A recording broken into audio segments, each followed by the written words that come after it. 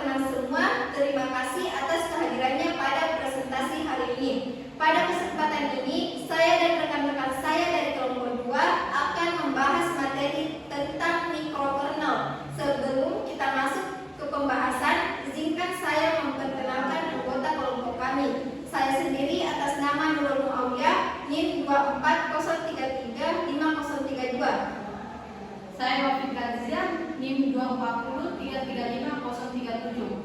Saya Neza Mira Putri dengan NIM 240335029. Saya Yan Malamudar dengan NIM 240335022. Saya Rizky Musbah dengan NIM 240335033.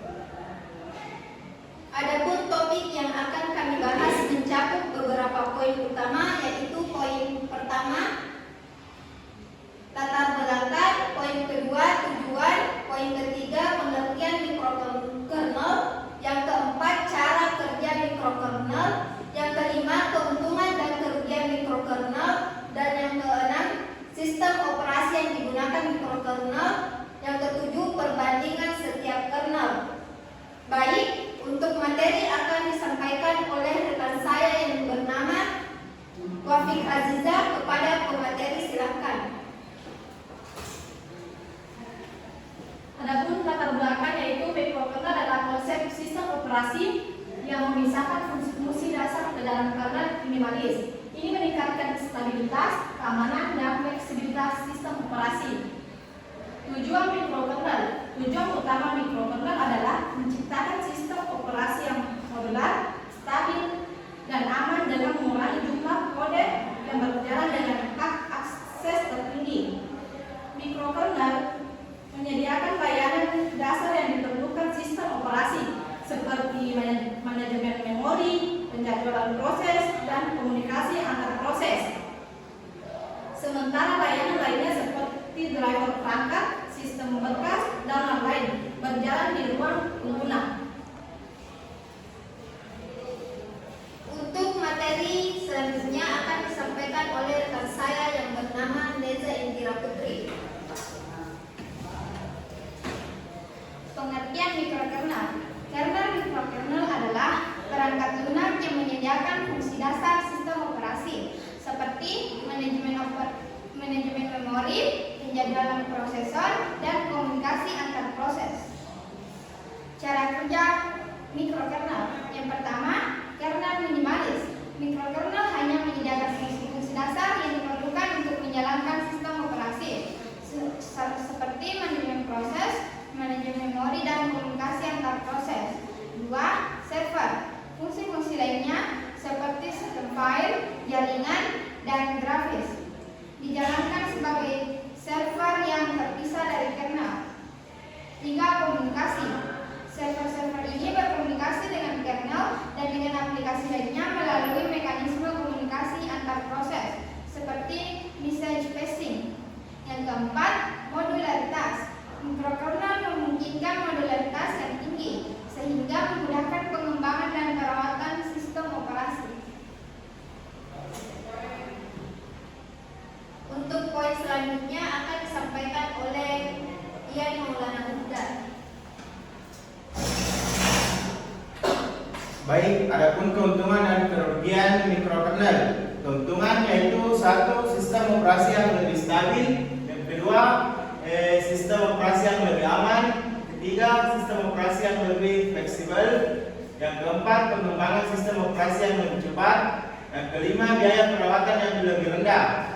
Adapun kerugian mikrokernel adalah satu, kompleksitas. Dua, performa. Tiga, pengembangan yang lebih sulit. Yang keempat, ketergantungan pada server. Yang kelima, debugging yang sulit. Sistem operasi yang digunakan mikrokernel ada tiga, yaitu satu, Amiga. Amiga sistem operasi yang dikembangkan untuk komputer Amiga. Amiga dikenal dengan antarmuka grafisnya dan kemampuan multimedia. Yang kedua, BlackBerry QNX, sistem operasi yang dikembangkan oleh BlackBerry yang menggunakan QNX Neutrino sebagai basisnya. QNX adalah sistem operasi waktu nyata yang juga digunakan dalam berbagai perangkat lain seperti mobil, pabrik, dan perangkat medis. BlackBerry QNX digunakan pada BlackBerry, Playbox, dan perangkat BlackBerry lainnya. Yang ketiga, MAC US 79. Seri sistem operasi yang digunakan pada komputer Macintosh klasik yang merupakan bagian dari sejarah Apple. MAC US 78 dikenal dengan antarmuka grafisnya dan berbagai fitur yang memungkinkan pengguna untuk menjalankan aplikasi, mengelola file, dan melakukan berbagai tugas lainnya. Saya kembalikan ke moderator.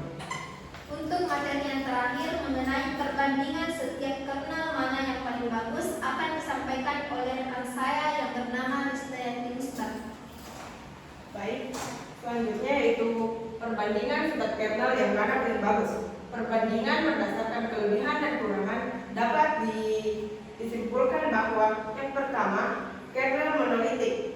Kernel monolitik cocok untuk sistem operasi yang memerlukan performa tinggi dan tidak memerlukan stabilitas dan keamanan yang tinggi. Yang kedua, mikrokernel. Mikrokernel cocok untuk sistem operasi yang memerlukan stabilitas dan keamanan tinggi serta fleksibilitas yang tinggi. Yang ketiga, hybrid kernel. Hybrid kernel cocok untuk sistem operasi yang memerlukan performa tinggi dan stabilitas yang baik. Yang keempat, exokernel. Exokernel cocok untuk sistem operasi yang memerlukan fleksibilitas yang tinggi dan kontrol langsung pada hardware. Yang mana yang paling bagus? Tidak ada kernel yang paling bagus secara absolut, karena setiap kernel memiliki kelebihan dan kekurangan yang berbeda-beda. Pilihan kernel yang paling bagus tergantung pada kebutuhan dan tujuan sistem operasi yang dibangun.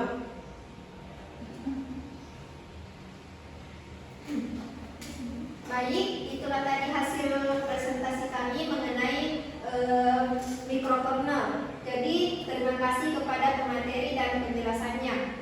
Yang ingin memberikan pertanyaan, silahkan komentar di grup kami.